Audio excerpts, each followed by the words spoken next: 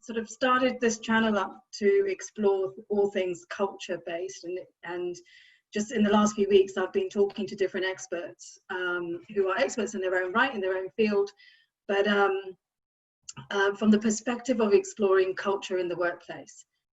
So my passion is understanding and reviewing and auditing and providing assurance over workplace culture, corporate culture, business culture, organization culture, whatever you want to call it. It all means the same thing, what happens in the workplace. And this is an opportunity to sort of explore that along with somebody who works in that corporate environment, but brings their own expertise and perspective to it. So Jenny, welcome. Thank you. Really good to have you here, and thank you so much for agreeing to do this interview with me. Really appreciate that. So let me just introduce you first, and then we can go into some conversation, interview style, or just a conversation, whatever you like. So sounds fabulous. Okay, so Jenny, you're a qualified EMCC coach practitioner, and you've supported many people with their career development, addressing challenges such as personal presence and confidence. So I'm really interested to understand that a little bit more. As I understand it, you're working towards a master's in psychology and accreditation as a coach supervisor. You have a bachelor's honours in psychology and bachelor honours in economics. That's a really interesting mix.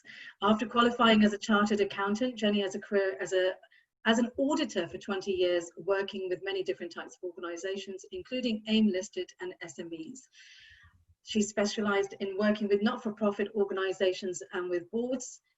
As a director and a chief operating officer of the not-for-profit group at Grant Thornton, Jenny led teams of different sizes and was responsible for strategy and team development, and was part of the firm's coaching team, alongside being one of the inaugural diversity and inclusion panel leaders.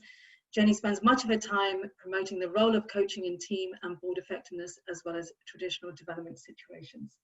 So welcome. Thank you. Thank you. I've realised I started off as this is your life, Jenny, as in this is what you do to people listening, and going into the second, third person. So yeah. Everyone hopefully will follow me. Yeah. So anyone who knows me knows I also talk about dogs a lot. So you know, it's coaching with dogs pretty much in my world. We can spend the next hour talking about dogs if you like, and coaching dogs. But alas, this is coaching and the ever-increasing role, its importance in a successful organization, in having a successful workplace culture, and that's what I'd like to explore, if that's okay. Absolutely. So let's start with, you know, what do we mean by coaching, and maybe, you know, if you could explain a little bit about EMCC coach practitioner and what that means in practice and what coaching is as well. Yeah, absolutely. So I think coaching is one of those words that gets kind of bandied around an awful lot at the moment. You know, it almost seems a bit of a status symbol, whether you've had a coach or not. Lots of organisations say that they, you know, have a coaching culture and really talk a lot about how coaching is part of what they do. You know, if you look out there at the moment, there seems to be a sort of absolute raft of people who describe themselves as coaches, and you know, there's lots of opportunities out there to learn to be a coach. And you know, all those things are true, and all those things are fantastic. I think there's different types of coaching, though, and the one type of coaching in particular that we won't be talking about today is sort of that more general life coaching. And so a lot of the skills are very similar, but the coaching I think it would be great if we could focus on today is that sort of role focused coaching. So, you know, a great coach will get you to think about how particular behaviours might affect the whole of your presence and being in sort of all aspects of your life. But I think the sort of the area of coaching that I specialise in is where it's focused on either achieving a particular presence at work, achieving a particular goal, or achieving a really harmonious team who are really effective. So it's about actually trying to achieve a specific goal rather than that sort of more generalist thinking. And I think one of the most important things when we talk about coaching culture is there are a lot of organisations out there who say, well, we have a coaching culture. And what they mean by that is coaches are available to people that they want to help develop. Maybe coaching approach is taken with performance issues as well. Mm-hmm. And perhaps they've gone so far as to train cohorts of people within the organisation to be coaches. And I've talked to a lot of those different organisations in various pieces of work that I've done. And I think the challenge is that what that is about making coaching available to people, but it's not necessarily about embedding it into the culture. Right. And I do believe that anybody can be taught how to coach, but that not everybody will then use it effectively. And I think one of the most important things about that is about getting people to learn the intention of coaching. So you and I could spend a great day together talking about good coaching questions, and I'm sure lots of people would know that there's that sort of conversation about asking questions that don't have a closed answer. So you ask a question that the individual can't just answer with yes or no. And so that's where you kind of get your what and your where and your how type questions. I think sorry, is that what we talk about when we could talk about open questions? So yes. you're inviting them to talk rather than... Exactly. So you're essentially not making an assumption about the answer that they're going to give. And I think the point there is that it's not that in coaching you never use closed questions, because you might want to clarify something, or you might want to say, okay, so what I'm hearing is you're saying this, is that right? And then the person says yes or no. So it's not that closed questions don't happen in coaching, because they're great for clarification, but it's about, when you talk about coaching, the starting point is not really learning a load of questions. I could give anybody a list of questions and ask them to go and ask them. But unless they actually understand the principles of why coaching works so well, you're not going to get anywhere. And the starting point of coaching is that if you find your own way of doing things, you will be much better at doing it than if you try to follow somebody else's way of doing it. Mm-hmm. So let's say you're the manager of a team. Absolutely, you could say to an individual, do you know what, you really need to be better at X, and how I want you to do that is by doing ABC, and that's what I want you to do. Now that person could probably go and pull that off, but the point is that it could cause them to be acting totally out of character, and therefore they're doing it by rote. They're not doing it because it's the right way for them. The example that I always use with people is Paula Radcliffe, the runner. Oh yeah. So if you remember, she has a very interesting running style that sort of bobs rather than the same style that other long distance runners have. And absolutely a coach could say to her, well, Paula, you need to run like this, because that's how runners run. But look at how successful she was. And I believe that part of that was about her learning to make her run as fast as it could be, as opposed to trying to do somebody else's run instead. Right. And that might be familiar to you if when people talk about having a role model. So I don't know, you work with someone and you think, oh, they're so great at what they do. And so you try to copy what they're doing or to try and implement it in your own way. But it's never going to be quite right, because it's not actually you acting on your true instincts. And coaching is about helping people tap into their own way of doing it. So I think there's that. So a good friend of mine will talk about being authentic. Yes. And so what I can hear you say is that actually, copying someone because it was successful for them, doesn't necessarily mean automatically it'd be successful for you unless you tap into the authenticity you bring to it. Exactly. So a really good example of that would be if you say to somebody, well, how I got good at doing this was by just going out there and doing it. Now, if someone says that to me, actually, I'll probably be like, I could do that. If my best friend, who likes to be really thoughtful about what she does, and if she's doing something important, will write it down beforehand. If someone said to her, just go and do it, she's not going to be able to achieve that. She might try and force herself into that pattern, but she won't achieve it. In the same way that if you ask me to go and do a speech, someone might say, well, the best way to do a speech is to write it out word by word and learn it. I could go and do that. Absolutely, I can learn a speech and absolutely I can deliver it. But none of me comes across when I do that, because actually the sort of the passion and whatever else is how I do it. And the same is true when you're trying to find solutions for things and think about how you are and how you're going to get to the next level.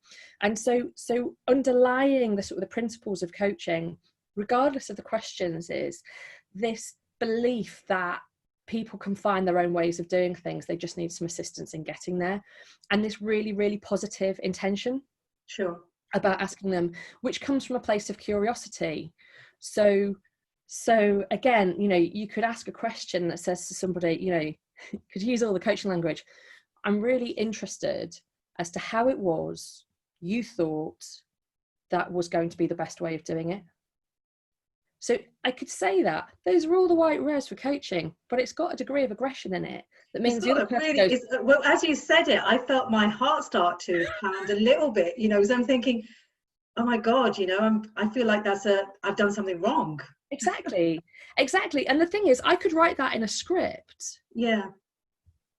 Whereas actually you could go, you know, I'm really interested to know how it was that, you know, you got to a place where that was going to be the way to carry that out. You know, it's got a completely different intention to it. Yes. Yeah, I can see that.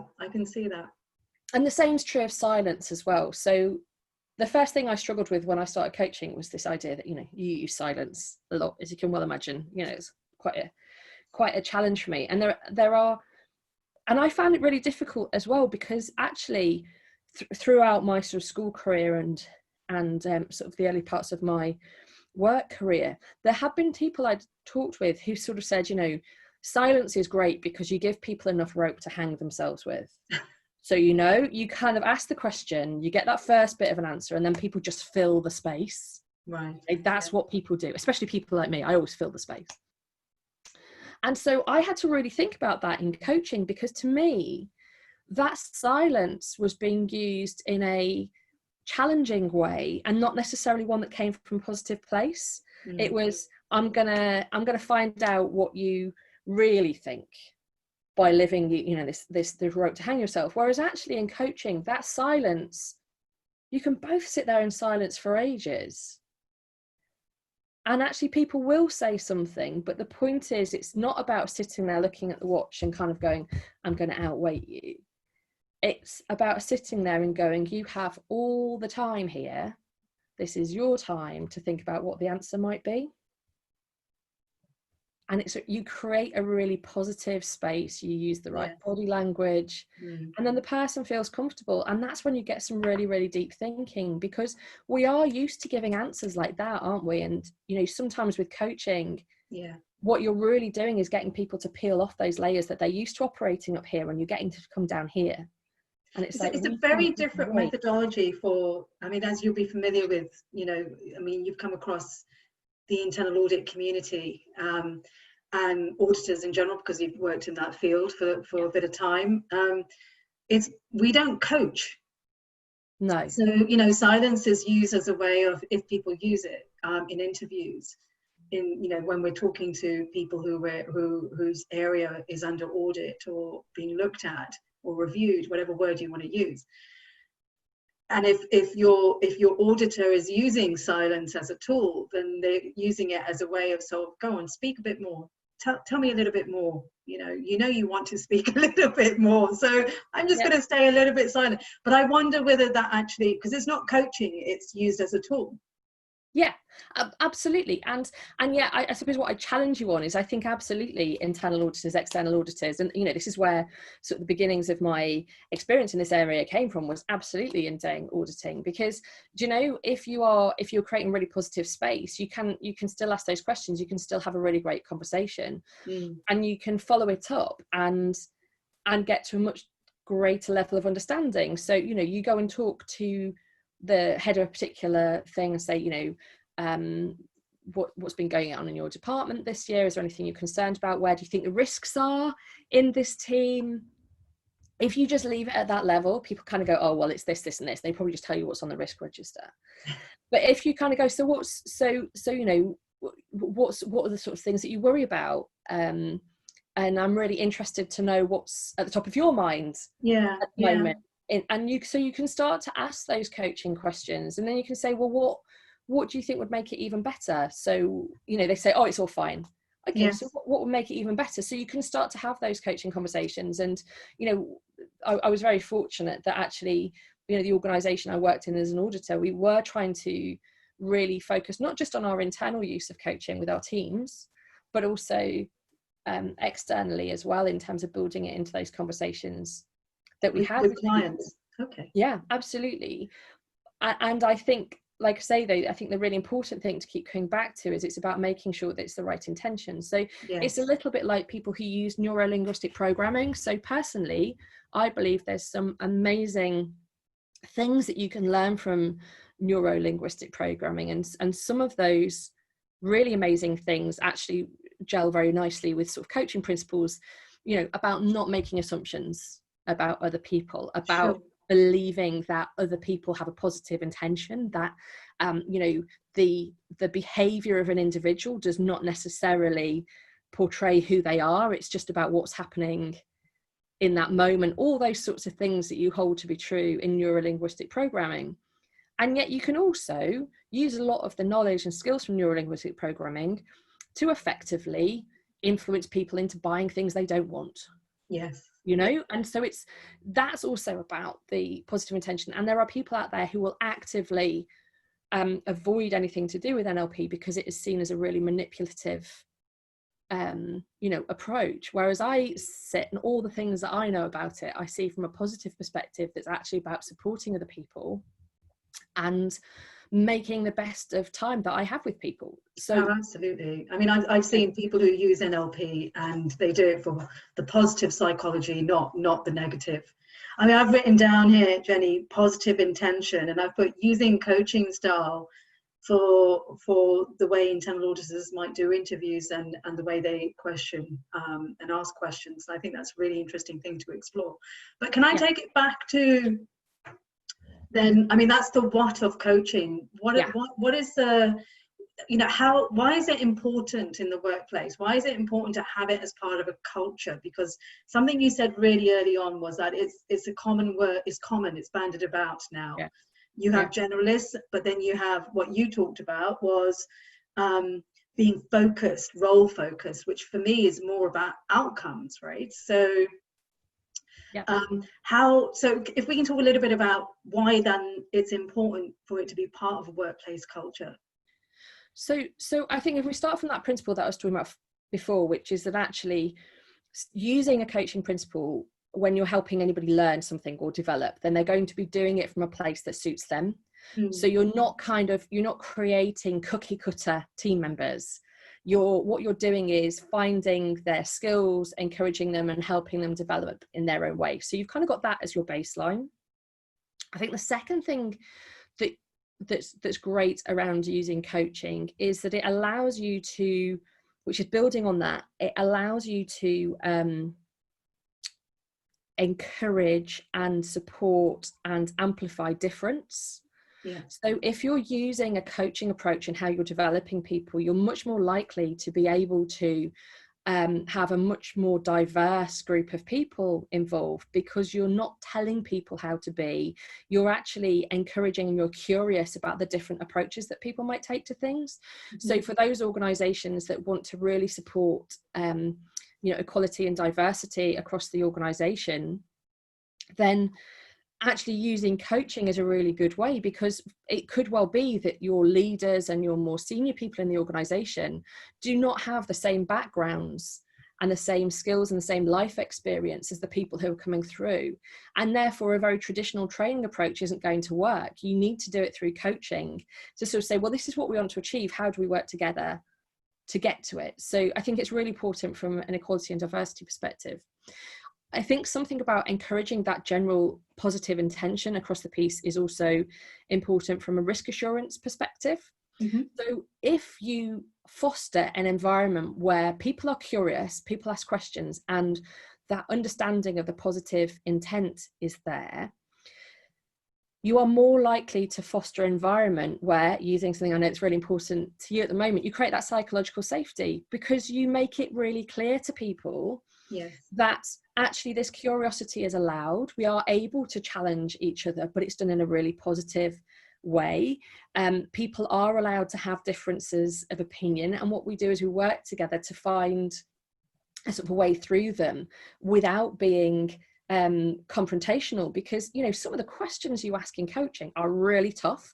They're really hard. This is why you end up with a silence, because they're so, I would call them the crunchy questions, where you kind of almost wince when somebody asks you the question and you think, blimey, I don't even know where to start to begin to think about that question. But it's because it's so good, it's struck you at the core. You can kind of ask those crunchy questions without it feeling really contentious, and you don't sit there and sort of say, how dare you ask me that question. You might look and kind of go, oh, thank you, that's a really tough one, but let's work with it.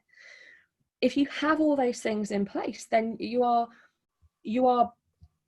building the groundwork for an environment where anybody can ask those questions, and that means, like, the most junior person on the team who looks at something you're doing and you say, I don't understand why that and that are the same, and actually someone could be pointing out a major risk gap that from up here you can't see, and somebody down here can see it, but because they're able to ask the questions and Yes. people are open to questions, those things happen.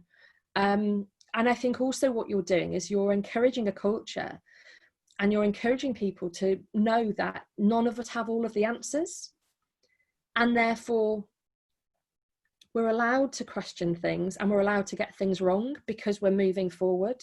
Yeah. And people will then actually take the time to say, well, what happened here? How can we make it better next time? What do we need to think about it? What have we learned from it? How did we all feel about it? What, where were the difficult parts?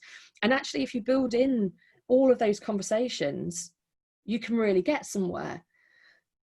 And yet, a lot of the time when we talk about coaching culture, what we're talking about is teaching people a load of questions, doing one-to-one coaching, getting a small cohort of people qualified. And then I've talked to tons of organizations about this. Very often then, management's priorities shift or whatever else happens, and you still behave as if you've kind of got coaching happening in the organization, but really only one or two people are benefiting from it. And unfortunately, there are some people who will take some of that little bit of learning and use it as carte blanche to be quite negative in the way that they use the information. Sure. Yeah. But as far as, because they're using those words, it's fine. I have the remit to do this. I've got the process. I've got a few people appointed who've been trained.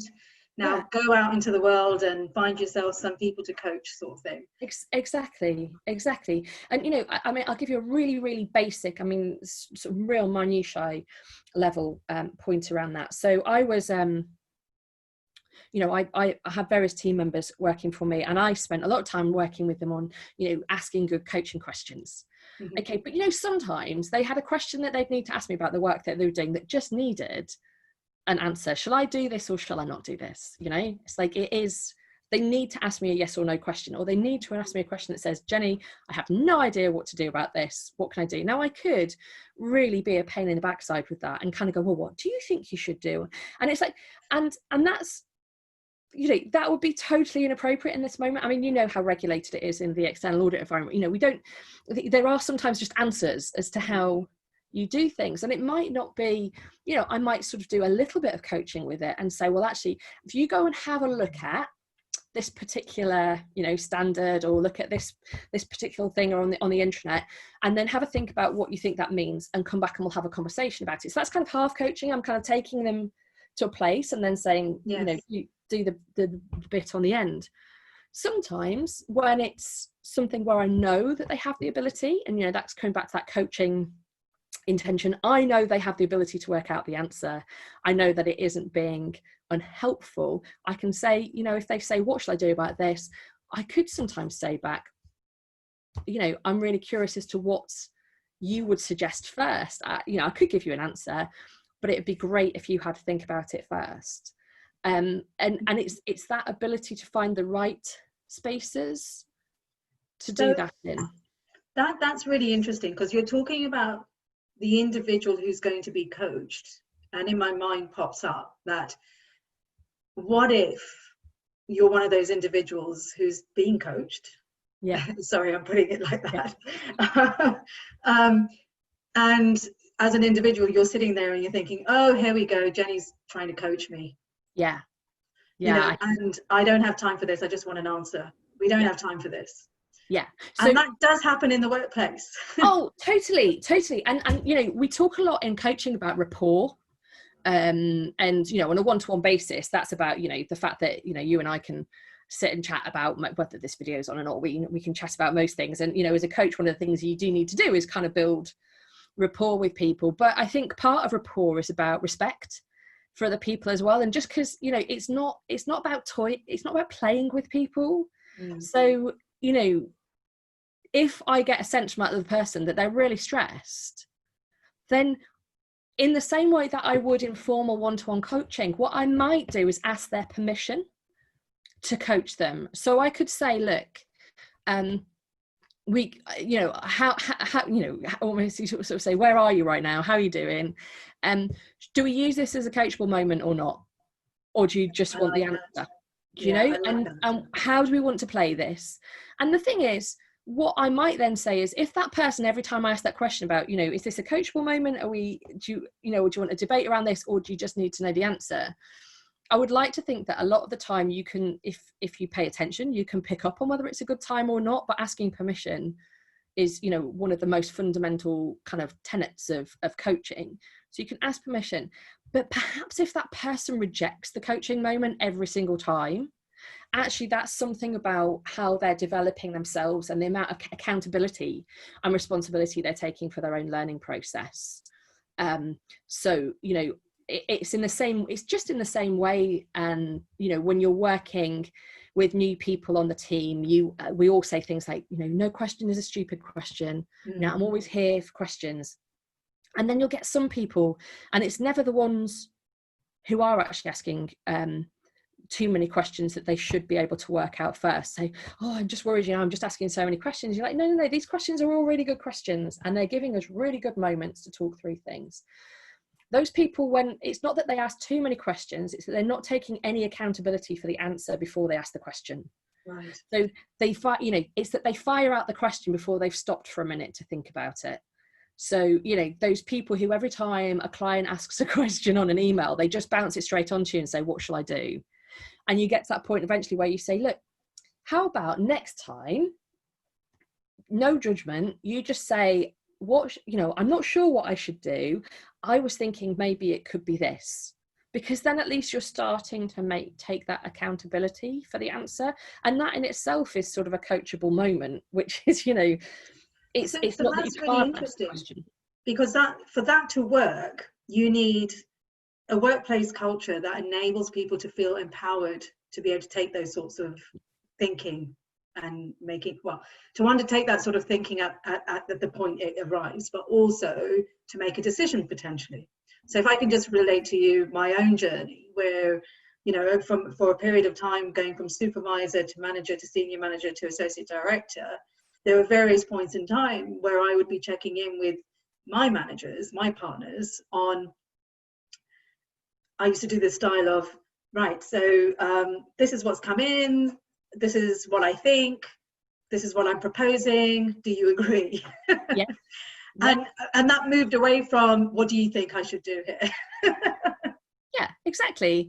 And the thing is, some people need the coaching to get to that point in the first place. Yes. Okay. So there's your first coaching opportunity. So some people will need the coaching to get from the, what do I do? Tell me what to do, to the, okay, I'm not certain of myself, but this is what I think. I feel safe in this environment. I'm going to put these things forward. And then actually one of the things that will reinforce that feeling of safety is then, instead of me saying, well, Cami, this is wrong, do this instead of this, or doing this, you know, there are levels of formality and informality that you can approach this. So it's like, okay, Cami, so I've had a look through, you know, I know you've spent some time putting this together. Sitting there now, is there anything that you'd change? Yeah. So it really is that change in language, isn't it? That you talked about intention. So if you have a positive intention, your language changes accordingly. Exactly. And I suppose really one of the key points that you're picking up on here, which is fundamental, and I think is one of the things that can get really overlooked when you're trying to implement a coaching culture is that actually being coachable is a skill. And you need a degree of understanding of coaching in order to really properly benefit from it. So you can imagine, can't you? So let's say you're in an organization where you're really used to your leadership team or your senior manager team or whoever it is in your small team telling you what to do, you know, and there's really good development chats sometimes and things like that. But it's generally about, well, here's your feedback. Here's what you need to do differently. What are you going to do? Let's say you then send that senior management team off on a coaching program, you know, and they come back and then they're all like, oh, right, we're going to coach everything now. Every moment is a coachable moment. We're just doing a load of coaching. Do you know what that cohort that sits underneath, it's going to be like, what the heck happened? Do you know? Or if you're trying to do coaching with a client or something like that, you can't go overnight from turning up with an agenda and going, right, these are the things we're going to talk about now.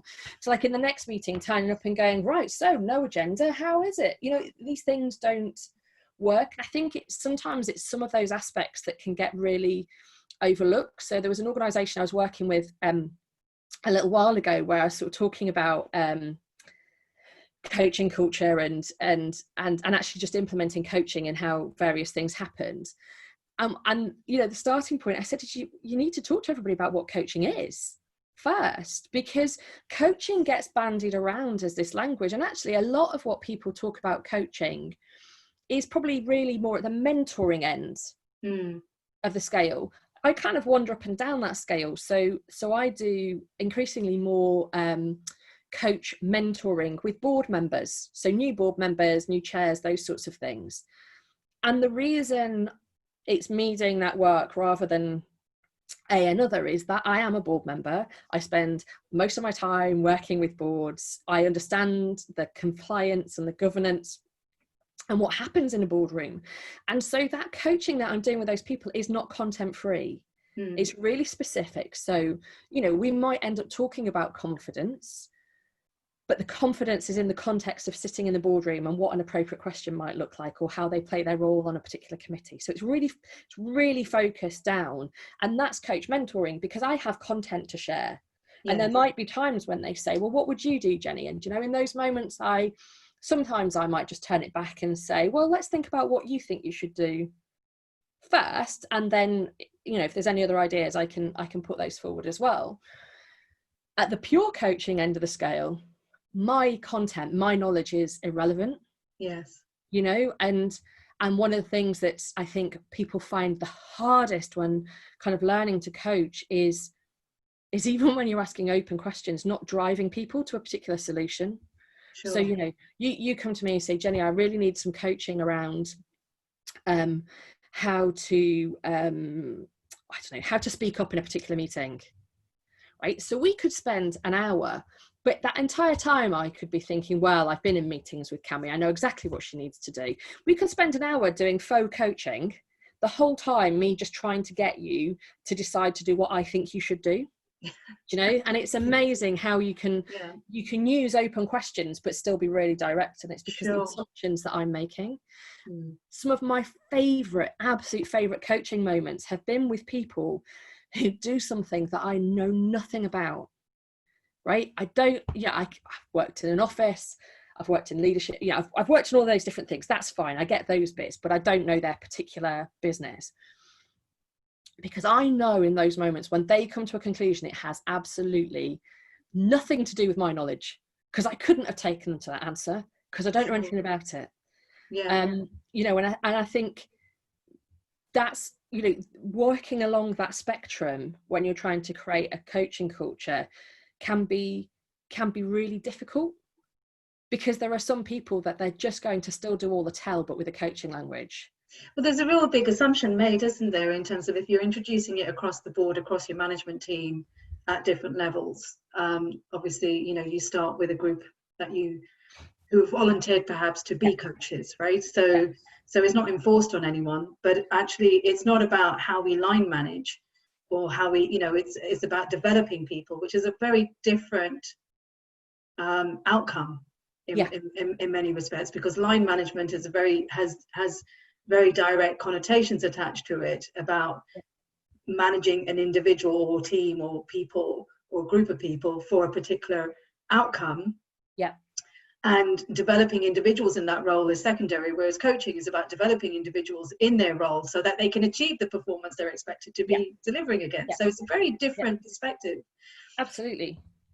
Can I go to something you said earlier about your role, you know, what you're doing right now with board members, because I think that's really important. We've talked about across the organization, maybe more of a bottom-up approach type thing, but what about top-down from, you know, the governance side of it, and then you've got the exec, and, you know, that's where coaching, in my experience, coaching has always been in the executive area, but not very much in the governance area. So can you explore that a little bit as well?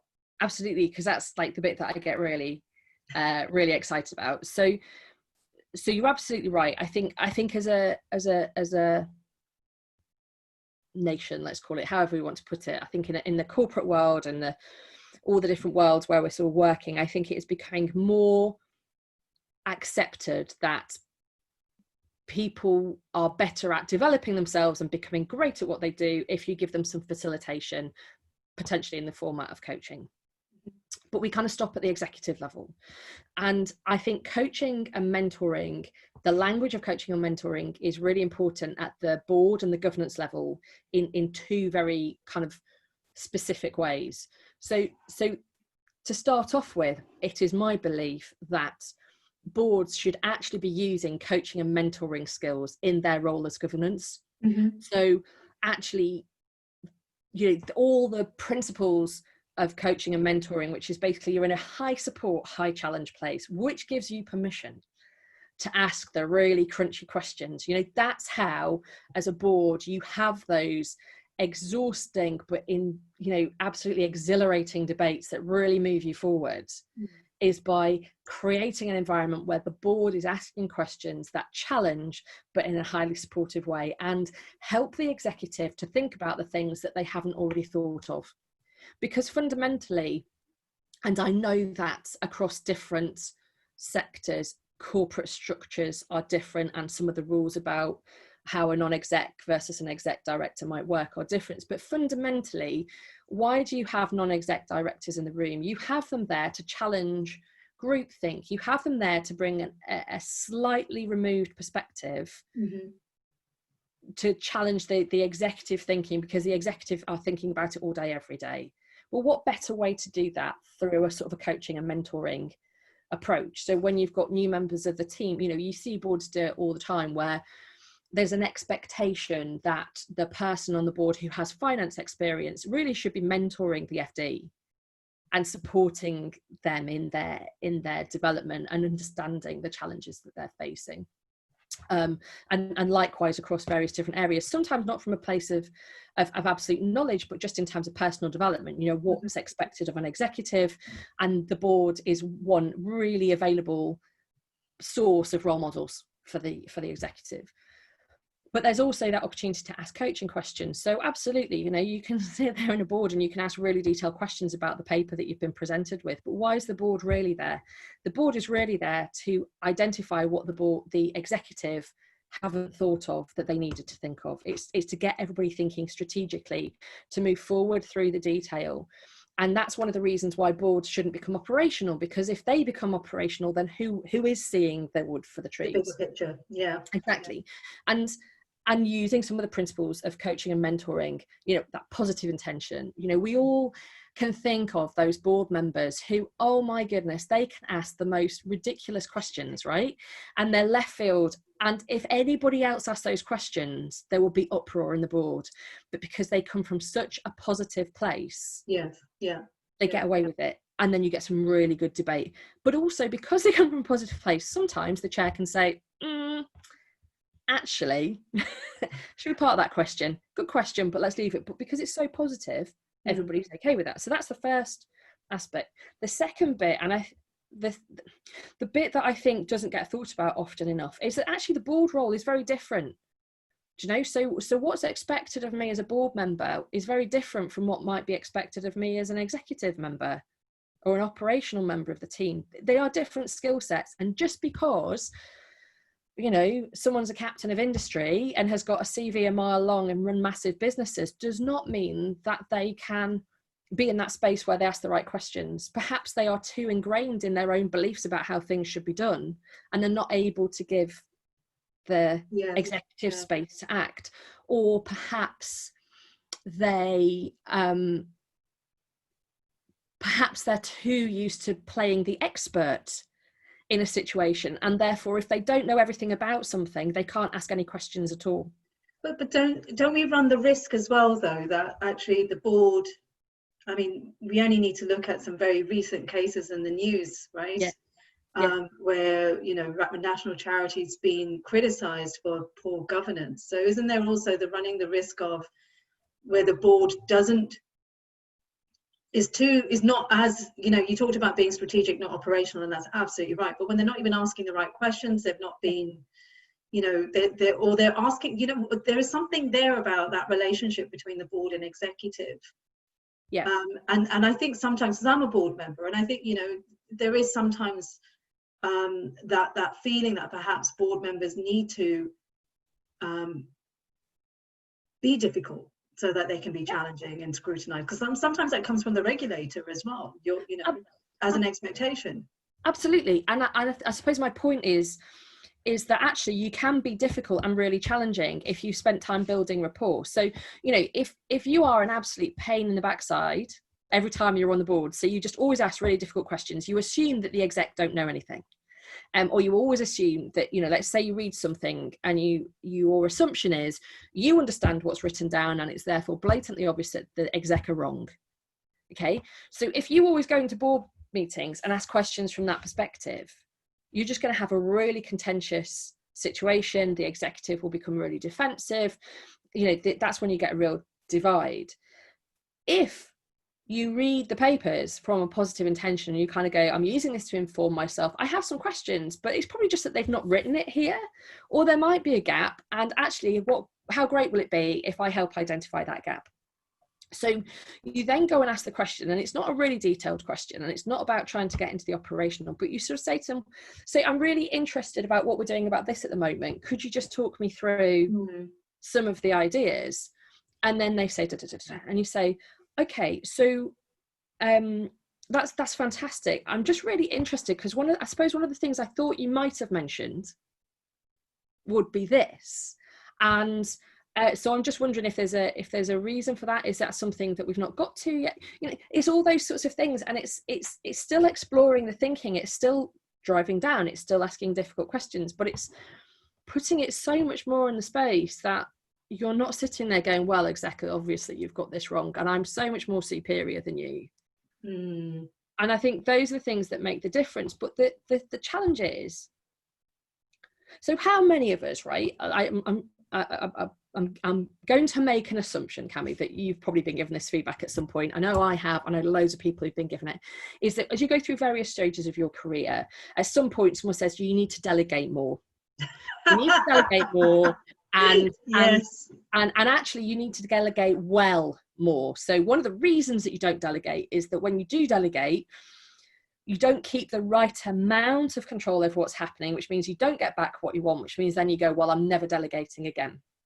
Okay, well, how applicable is that to the board, right? So at the board level, being a board member is like the ultimate delegation because you're not seeing it on a day-to-day basis. Your only way of knowing what's going on is by looking at the sort of the high level data that's coming out and listening to what you've been told. And absolutely, you can send your internal audit in, you can do things to check out what your key points are. But it's a little bit like deciding what something is by feeling it on the inside of a balloon. Yeah. You are never going to go and see everything about it. It's ultimate delegation.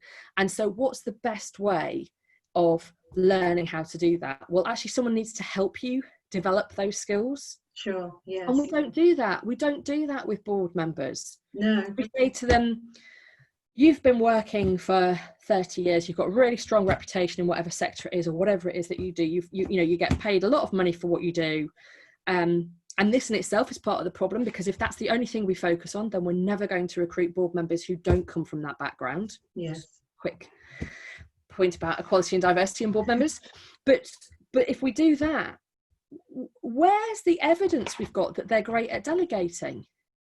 Where's the evidence we've got that they're going to be great at asking those questions and then being able to work off those questions and ask the next question and being supportive and all those sorts of things?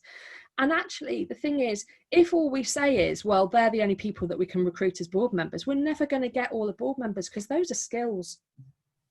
And those are skills that we need to learn over time, and sometimes we need to refresh them over time, and sometimes we need a sounding board to get us through those. And actually, you know, it's my fundamental belief that boards, you know, in order to create really great governance that actually works and gives you the best chance of averting crises, is actually by using things like coaching to teach the individual board members to be individually great, and facilitate their learning, but also maybe sometimes to coach the board as a whole and help the board be great between them. And I think, you know, there's, particularly in the not-for-profit world, which is obviously where my kind of background is, there's a lot of challenge about you know, how much money is spent on the board members and these big posh dinners and all these sorts of things that people get sort of berated over. Actually, to my mind, actually, if you spend money making the board better, then that's an investment in governance. That's not an you know, there's, yes, those individuals will benefit because it's development, but if it's focused on them being better board members for that specific board, then that's just really responsible governance. Absolutely. That's an interesting perspective, Jenny, because I don't believe in, well, it was particularly in my experience, that many board members actually do get coached. I mean, I've seen budgets and development and so on, but again, not necessarily from a coaching perspective. So that's quite interesting and different, potentially. Yeah, exactly. And I think one of the challenges, because one or two situations aside, board members are kind of assumed to already be the finished article. You know, they're kind of being created because they are seen as more of they're kind of seen as the mentors of the business, aren't they? So if you're properly acknowledging mentors, well, you're kind of going, well, you've got all this all sorted out already, do you know? And it's, you know, as someone who works with boards, and you kind of go and you watch people and you kind of think, you wouldn't even dream of doing that in your day job, and yet you're doing it in the board role. Or you see somebody do something and you think, oh my goodness, I hope you don't do that at work. You really need to do some work on that. And I think it's a shift. I think it's a real shift in approach to life. So, you know, if we go back however many years, people will be much more likely, wouldn't they, at the sort of the senior levels of their career, to kind of, well, I'm the finished article now, do you know, well, I've been doing it like that for the last 40 years, so I'm not going to change now. Right? You know, my view is anybody who says that, particularly a board member, probably shouldn't be a board member, because actually, as you're being controversial. As a board member, you need to be curious. Yes. You need to be open to, how can you possibly be open to the right directions for the organization? Can you be strategic? Can you be open to new ways of working that perhaps suit the executive? All those things. If you sit there and go, there's no changing me now, and you know, but you're just describing somebody who's uncoachable, right? We talked about that earlier. In that moment, they're uncoachable. You know, I think, you know, surprising people are uncoachable. My belief is that the more people learn about coaching, the more coachable they become. Right. So, you know, I think some of the people that I know who are coaches are probably like really super coachable, and it's because they've just developed that curiosity about other people. They've kind of developed a curiosity about themselves as well. Yes.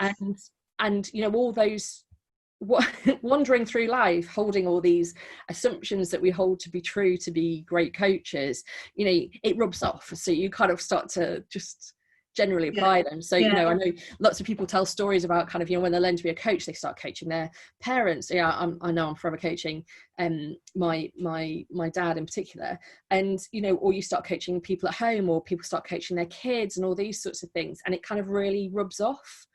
And I think it also goes inwardly.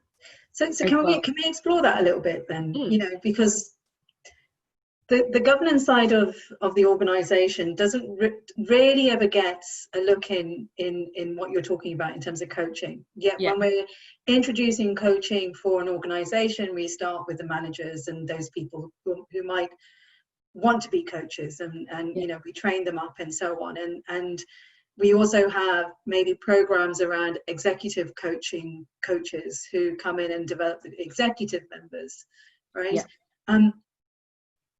And you've just talked about it having a trickle down effect, or basically, you know, there's a knock-on impact when you coach at the very top, or you coach, you know, you develop. It's got to have that ripple effect. So how do you see that forming then with in terms of good governance, good board member questions to exec get questions, and then how they manage, and then how does that filter through in your mind as a good coaching culture? So to my mind, if as a business you're talking about coaching culture, you have to commit to doing it at the board level as well. I think that's perhaps missing. yeah. So and it's true of any level of development, isn't it? How often do we look upwards to what's happening there as well? And you know, what's happening in government at the moment is a prime example, right? So you know, Mr. Cummings, who went up to Durham, you know, I suspect that his behaviour had more influence on people starting to undo lockdown than any level of boredom or anything else, because you know, this is why so many reports on corporate governance talk about tone from the top. So you know, and challenging relationships with the board spill over into the rest of the organisation. So, you know, generally a good number of people in an organisation, you know, it's certainly at the sort of let's say the head office level, can tell you if it's a contentious relationship with the board, because they'll see the executive being nervous around board dates. They'll see, you know, sort of people coming out looking absolutely drained and kind of going, right, well, that's another load of pay. You know, there is a buzz, either positive or negative, about board meetings.